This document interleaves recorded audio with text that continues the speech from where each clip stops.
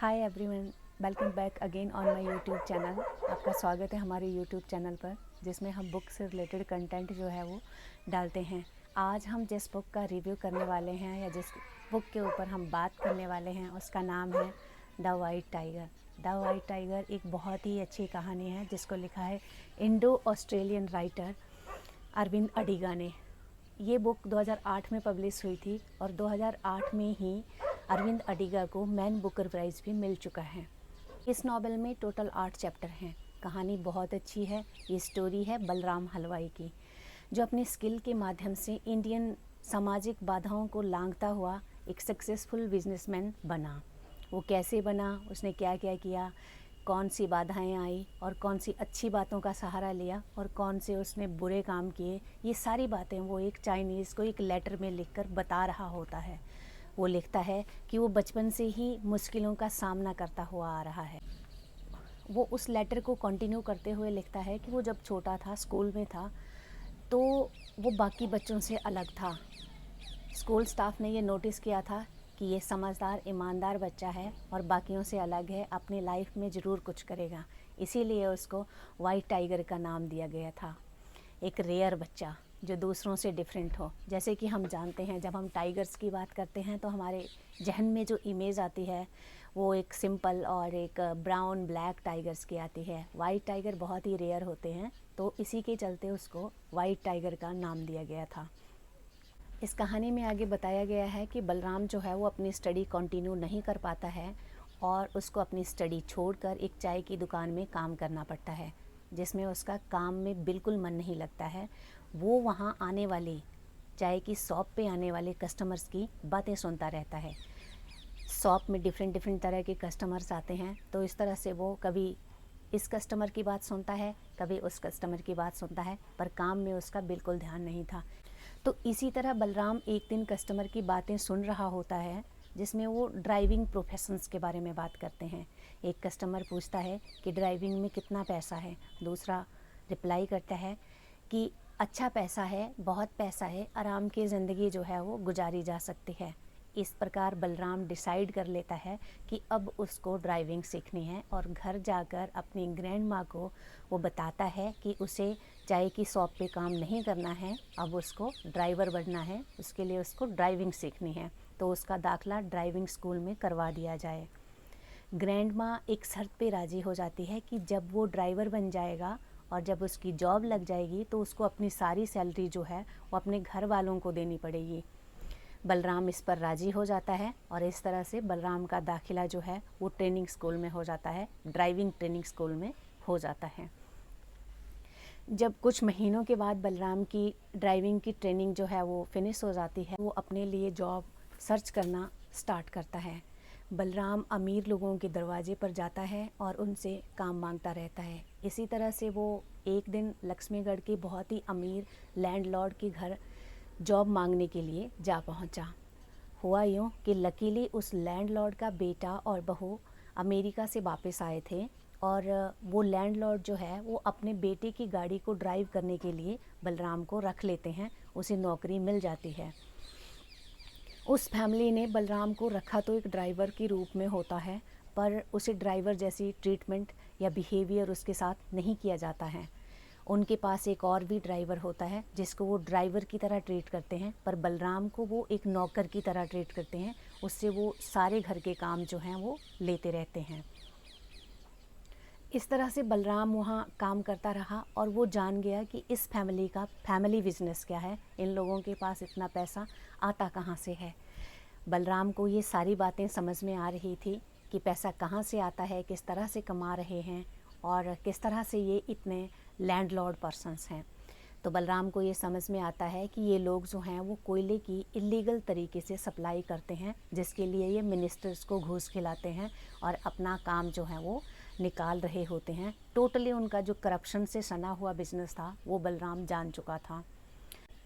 फिर एक दिन इस फैमिली की एक मिनिस्टर के साथ किसी बात को लेकर कुछ कहासुनी हो जाती है, जिस पर अशोक को दिल्ली जाना होता है।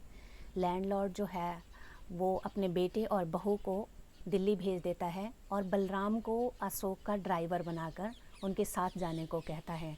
इस तरह से वो तीनों दिल्ली आकर रहने लगे और बलराम उनके साथ जो है वो काम करने लगा। दिल्ली आकर बलराम को ये समझ में आता है कि अशोक और पिंकी मैडम, जो अशोक की वाइफ है, उनकी मैरिड लाइफ जो है वो अच्छी नहीं चल रही है। फिर एक दिन पिंकी मैडम बलराम से गाड़ी छीन लेती है। वो नशे में होती है, जिद करने लगती है कि उसे गाड़ी ड्राइव करनी है और इस तरह से वो बलराम से गाड़ी ले लेती है और उसे ड्राइव करने लगती है। इसी बीच जो है वो एक बच्चे को हिट कर देती है और उसके ऊपर जो है वो हिट एंड रन केस बन जाता है।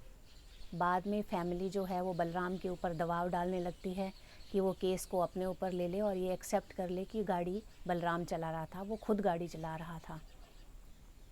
पर कुछ टाइम बाद जो है, क्योंकि फैमिली पावरफुल थी, तो उन्होंने केस को ही दबवा दिया और इस तरह से केस बंद हो गया। इसके बाद पिंकी मैडम जो है वो यूएस वापस चली जाती है और अशोक, उसका हस्बैंड जो है वो इंडिया में ही रह जाता है। पिंकी के यूएस जाने के बाद अशोक जो है वो तमाम तरह की बुरी आदतें पाल लेता है। ये सब बलराम देख रहा होता है। वो देखता है कि किस तरह से अशोक जो है वो मिनिस्टर्स को घूस देता है और किस तरह से करप्शन किए जा रहा है। वो कोई रिटर्न नहीं भरते थे, वो कोई इनकम टैक्स नहीं देते थे, बस रिश्वत देते थे मिनिस्टर्स को और अपना उल्लू सीधा करते थे, अपना काम निकालते रहते थे। बलराम ये देखकर हैरान था कि ये लोग करप्शन कर सकते हैं, तो क्यों ना मैं करूं, तो क्यों ना मैं ये पैसे छीन लूं और मैं भाग जाऊं यहाँ से। यूँ तो अशोक एक अच्छा इंसान था, वो बलराम से अच्छे से बात करता था, उसको अच्छे से ट्रीट करता था, पर वो उसकी हेल्प के नाम पर उसको कुछ नहीं देता था। असलियत में वो नहीं चाहता था कि बलराम की जो है कंडीशन सुधरे, वो ज़िंदगी में कुछ अचीव करे। तभी ऐसे में बलराम का कज़न ब्रदर जो है वो दिल्ली आ जाता है, जिसको उसकी ग्रैंड माँ ने ही बलराम के पास भेजा होता है ताकि बलराम उसको जो है वो कोई काम दिला दे। इसी पर्पज़ से वो दिल्ली आता है, क्योंकि बलराम के दिमाग में वो बात घर कर चुकी थी अशोक का मर्डर करने की, और अपनी ज़िंदगी को बदलने के लिए जो उसको एक मौका मिल रहा था वो उसको तय करने की जो कसमकस थी उसमें लगा हुआ था। और फाइनली वो डिसाइड कर लेता है कि उसको अशोक को मारना है और वो पैसे लेकर यहाँ से भाग जाना है। इसी तरह कहानी आगे बढ़ती है और बलराम फाइनली ये तय कर लेता है कि उसको अशोक का मर्डर करना है और किस तरह से करना है। तो वो नेक्स्ट डे जब अशोक मिनिस्टर्स को पैसे देने जा रहा होता है तो वो रास्ते में गाड़ी बंद होने का या ख़राब होने का नाटक करता है और फिर गाड़ी से उसको ठीक करने के बहाने उतरता है। तो जैसे कि उसने प्लान किया हुआ था कि वो टूटी हुई शराब की बोतल जो है वो अशोक के सर पे मारेगा और उसका मर्डर कर देगा, वो उसी तरह से प्रॉपर वे में मौका देकर अशोक के सर पे वो टूटी हुई बोतल जो है उससे प्रहार करता है और जिससे अशोक की वहीं पर मौत हो जाती है। इस तरह अशोक को मारने के बाद बलराम वापस घर जाता है और अपने भाई धर्म को लेकर वहाँ से बेंगलोर भाग जाता है। क्योंकि मर्डर किया था तो कुछ दिन पकड़े जाने के डर से बलराम जो है वो बेंगलोर के एक होटल में छिप कर रहता है और कुछ दिन बीत जाने के बाद धीरे धीरे उसका डर कम होने लगता है और फिर वह सिटी घूमना स्टार्ट करता है। अब वो क्या करता है कि कैफ़े में जाकर कस्टमर की बातें सुनना स्टार्ट करता है। जिस तरह जब वो चाय की शॉप किया करता था तब वो कस्टमर की बातें सुना करता था, अब वो कैफ़े में जाकर लोगों की बातें सुनने लगता है।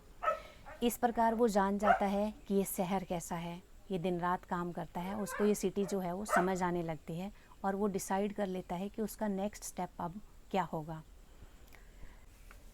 इससे बलराम के दिमाग में एक आइडिया आया, फिर उसने एक टैक्सी कंपनी क्रिएट की और उसको नाम दिया द वाइट टाइगर्स।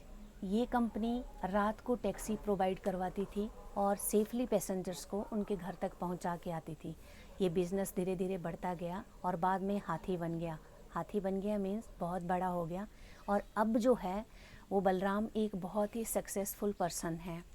इस प्रकार बलराम जो है उस चाइनीज़ को लेटर क्लोज़ करते हुए लिखता है कि आगे उसे नहीं पता क्या होगा, वो पकड़ा जाएगा, पास्ट में किया हुआ उसका क्राइम जो है वो सबके सामने आ जाएगा, पर उसे अफसोस नहीं है कि उसने अशोक का कत्ल किया। वो ये कहता है कि उसके लिए ये करना बहुत ज़रूरी था, उसको उस ज़िंदगी से बाहर निकलना था और वो उसके लिए एक मौका था। As I have gone through the work, I am now a fan of Arvind Adiga. He has explained the Indian way of life and what was happening in India at that time. I think he has been successful to establish a connection with the reader. Thanks for watching the video. अगर आपको अच्छी लगी हो kindly like और subscribe ज़रूर कीजिएगा हमारे channel को।